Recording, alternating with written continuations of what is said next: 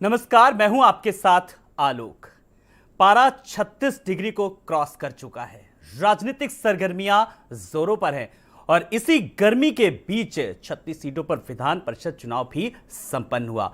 और इस चुनावी सरगर्मियों के बीच कहीं हाथापाई की खबर आई तो कहीं, लेकिन इस पूरी कवायद के बीच जो बड़ी चीज सामने आई, एक रिकॉर्ड मतदान। जी हां, जिसे हम कहते हैं रिकॉर्ड मतदान। बड़े पैमाने पर मतदान हुआ, लगभग 90% मतदान हुआ। और मतदान को लेकर के बात करें, निर्विरोध चुनाव की बात करें तो बीजेपी पहले ही 9 सीटें निर्विरोध जीत चुकी है। लेकिन समाजवादी पार्टी ने भी साफ तौर पर कहा कि वो भी बढ़त बनाएगी। और इस बीच अखिलेश यादव ने पहले ही कहा था कि अगर निष्पक्ष चुनाव हुए तो समाजवादी पार्टी ही जीतेगी। मुकाबला बीजेपी और समाजवादी पार्टी में ही है मुख्य रूप से अगर देखा जाए। और दोनों ही दलों ने पूरी तरीके से कोशिश की है। क्या कुछ कोशिश की है, किस तरीके से अब आगामी अगर बात करें तो इस पूरी मतगणना के बीच किस तरीके से, चाहे वो सुरक्षा व्यवस्था को लेकर के हो, ईवीएम को लेकर के हो, ऐसे तमाम सारे सवाल भी उठे। तो ऐसे ही कुछ सवालों के जवाब लेंगे आज की इस कुरुक्षेत्र के डिबेट में बड़े पैनल के साथ।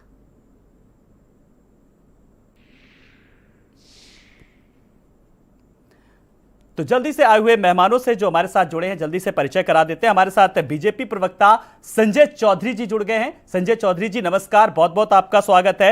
एसएम अशरफ जी भी हैं, सपा नेता। एसएम अशरफ जी नमस्कार, बहुत बहुत स्वागत है आपका। वरिष्ठ पत्रकार ब्रजेश शुक्ला जी हमारे साथ हैं। ब्रजेश जी नमस्कार, आपका भी बहुत बहुत स्वागत है। और साथ ही साथ भारत समाचार के स्टूडियो में राजनीतिक विश्लेषक के तौर पर रुद्र प्रताप दुबे जी हमारे साथ जुड़े हैं। रुद्र जी नमस्कार, बहुत बहुत स्वागत है आपका। मैं सबसे पहले सवालों और जवाबों के सिलसिले को आगे बढ़ाऊं, मैं संजय चौधरी जी आपके पास आ रहा हूं।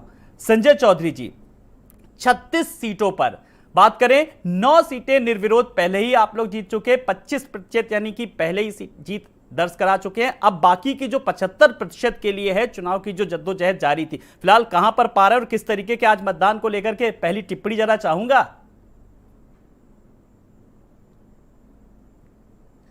देखिए, मुझे लगता है कि विधानसभा चुनाव में जिस प्रकार से उत्तर प्रदेश की जनता ने अपने जनादेश का बुलडोजर उत्तर प्रदेश में विपक्षी दलों के ऊपर चलाया है, जनता के निर्वाचित प्रतिनिधियों के जनादेश का बुलडोजर वैसे ही इस एमएलसी के चुनाव में चलेगा।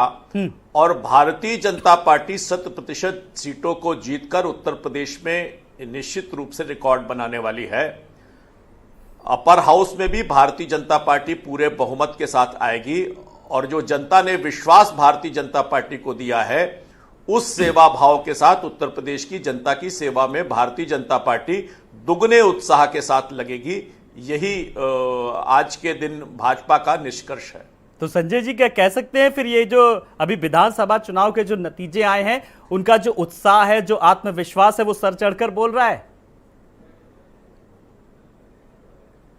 निश्चित रूप से उत्तर प्रदेश की जनता ने जिस प्रकार का ऐतिहासिक बहुमत और इतने अंतराल के बाद अविश्वसनीय जनादेश भारतीय जनता पार्टी को दिया था, जिस पर कोई विश्वास करने की हिम्मत नहीं जुटा रहा था, जहां 5-5 साल में सरकारें बदल जाती हों, वहां भारतीय जनता पार्टी को फिर से सरकार बनाना और 2/3 बहुमत के साथ उत्तर प्रदेश की जनता का जनादेश आया है।